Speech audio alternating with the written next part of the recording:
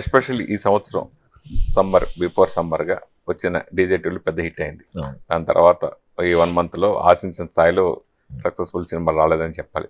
తర్వాత మళ్ళీ ఇప్పుడు ఈ ప్రసన్నవదనం రిలీజ్ అయిన అన్ని చోట యూఎస్లో కానీ ఆంధ్రప్రదేశ్ అంతా కూడా బ్రహ్మాండమైన రెస్పాన్స్ వస్తుంది. సో మళ్ళీ సమ్మర్ సక్సెస్గా ఈ సినిమా మీరు కొట్టారనుకుంటున్నారా? కొట్టారనుకుంటున్నా, బట్ ఎంత రీచ్ ఎంతవరకు వెళ్తుంది అన్నది ఒక 3 days తర్వాత అర్థం ఉంది.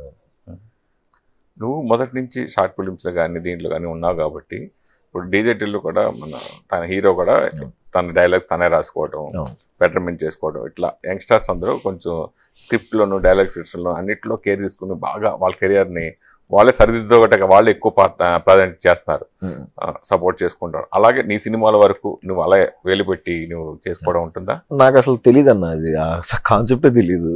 అంటే నేనైతే బ్లైండ్గా డైరెక్టర్ నమ్మేస్తానన్న. విన్నప్పుడు ఎగ్జైట్ అయ్యాం కదా, అంటే ఖచ్చితంగా బాగా రాసుకుంటాడు కదా, ఇంకెందుకు ఇన్వాల్వ్ అవటం, అంటే ఇన్వాల్వ్ అయ్యి నాకు సలహా చెప్పడం కానీ ఇట్లాంటి నాది నేనేమన్నా చెప్తే ఇంప్రవైజేషన్ చేయొచ్చా, ఇక్కడ ఈ జోక్ ఒకటి వేయొచ్చా, లేకపోతే ఇలా యాక్ట్ చేయొచ్చా అని అడుగుతాను. అది నచ్చితే పెట్టుకుంటారు, లేకపోతే వద్దు అంటారు. బట్ అది మాత్రం ఈ సీన్ ఇట్లా చేయొచ్చా అంటే సెట్ అవుతుందంటే చేయొచ్చు అని, సెట్ అవ్వట్లేదంటే వద్దు అంటారు. ఓకే రైట్, ఓకే ఓకే అంతే అన్న, అక్కడ దాకా.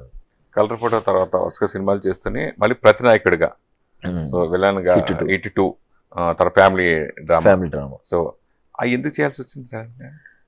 నాకే అనిపించింది అన్న, అంటే కలర్ ఫోటో చూసిన తర్వాత చాలా మంది జాలి పడుతున్నారు, ఎక్కువ మంది సింపతి వచ్చేస్తుంది కదా, కొంచెం తిప్పుదాం అని చెప్పి చేశాను. రిస్క్ అనిపించలేదు అన్న. అంటే నాకు ఎప్పుడు ఒక యాక్టర్ గానే తెచ్చుకోవాలని తప్ప హీరోగా తెచ్చుకోవాలని ఇది కాదు, ఒక యాక్టర్ గానే గుర్తుపెట్టుకోవాలని.